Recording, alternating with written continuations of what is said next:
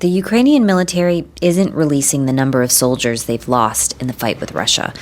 That's what they said when we asked, but a U.S. defense analyst estimates more than 1,500 were killed in just the first 5 days of this war. And across Ukraine, fallen soldiers are beginning to come home. Here in Lviv, at a Ukrainian Greek Catholic church, hundreds gather to receive the bodies of 2 men, killed on the front lines in Russia's war on Ukraine. Outside the church, 6 soldiers lift one ornate wooden coffin onto their shoulders. They carry Viktor Dudar, a journalist turned soldier. He was 44. Another 6 men lift a second coffin, Ivan Koverznev, a 24-year-old lieutenant. Inside, everyone kneels. Men in uniform lead the procession with 2 crosses, one for Viktor, the other for Ivan. Coffins are carried in behind them, and then the families follow.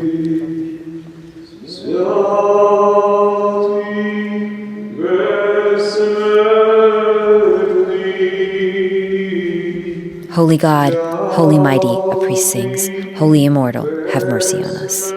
The mourners look on, flowers in their hands. 4 priests perform the funeral service, and then one begins to speak of the slain men.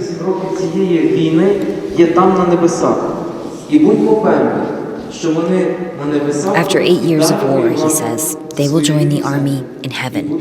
Even there, those killed will continue to fight for their homeland. On each side of the coffins, the families of the men listen stoically, making the sign of the cross in unison with the hundreds who came to mourn with them.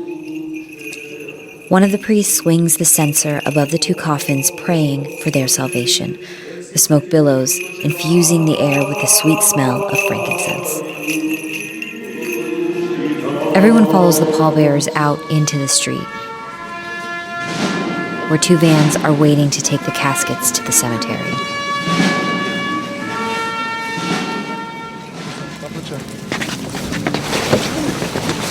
The procession continues at Lviv's historic cemetery, past the sculptures adorning the graves of Ukrainian cultural and political icons, down to a section where Ukrainian forces killed in conflict with Russia are buried. It continues to the 2 plots where the men will be laid to rest.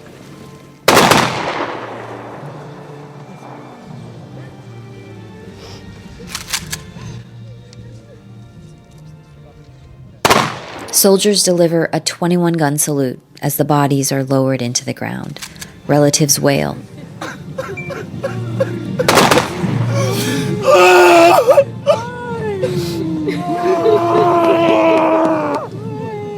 A woman cries out to God. Another sobs, "My child."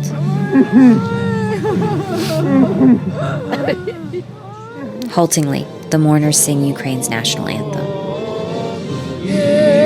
Покажем, що ми браття козацького роду. Слава Україні! Героям слава! It's the final goodbye.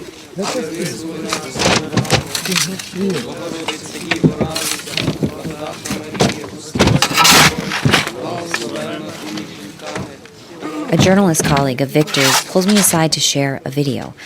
Viktor's last toast in their newsroom. He says, believe in yourself, be strong, and support the armed forces of Ukraine. Mykola Savelyev looks on in uniform. 8 days ago, he says, he was the editor of a newspaper called Town Hall. Я ваш колега. I'm your colleague. You're my colleague. І вже який день Viktor was his friend, a fellow journalist, and his comrade in arms. журналістом газети «Експрес Львівська». They let me go to visit this funeral of my friend Viktor Dudar. His friend was killed in the Mykolaiv region in the south of Ukraine. He says the Russians were laying in wait when Viktor's unit arrived. Віктора група пішла вперед, а зятя лишили ззаді. Victor's group went forward, but my son-in-law got behind. Тобто, разом з Віктором загинуло, але це поки що людям не треба казати, ще кілька десятків десантників наших. Тобто ми не можемо це казати? Ні, ну я це можу сказати, але це не треба тут оприлюднювати на похоронах. He is saying that along with the Viktor, thousands of soldiers died too. І багато людей будуть поховані в Львівській області. A lot of people are going to be buried in Lviv region. Україна не Soldiers aren't the only ones being slain. Russian forces have killed hundreds of civilians.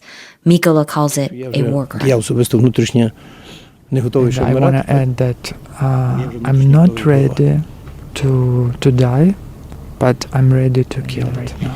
Is Viktor the first friend that you've lost in this war? Тут He gestures to the graves behind him, fighters killed from 2014 on. You can see all those crosses, those people died, and every fifth person I knew personally.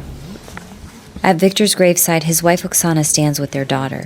In Oksana's arms, she carries the folded flags that draped her husband's casket.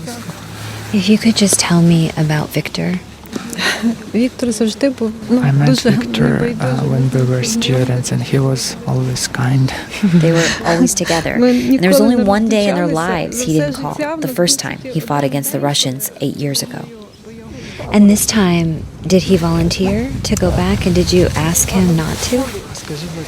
Ні, я його не відмовляла, тому що він був Yes, he went as a volunteer, but I didn't say no to that because I knew that even if I would say that, you cannot really change his mind. If he feels, he would go.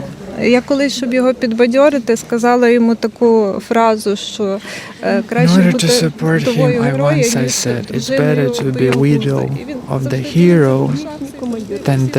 than the wife of the person who is afraid.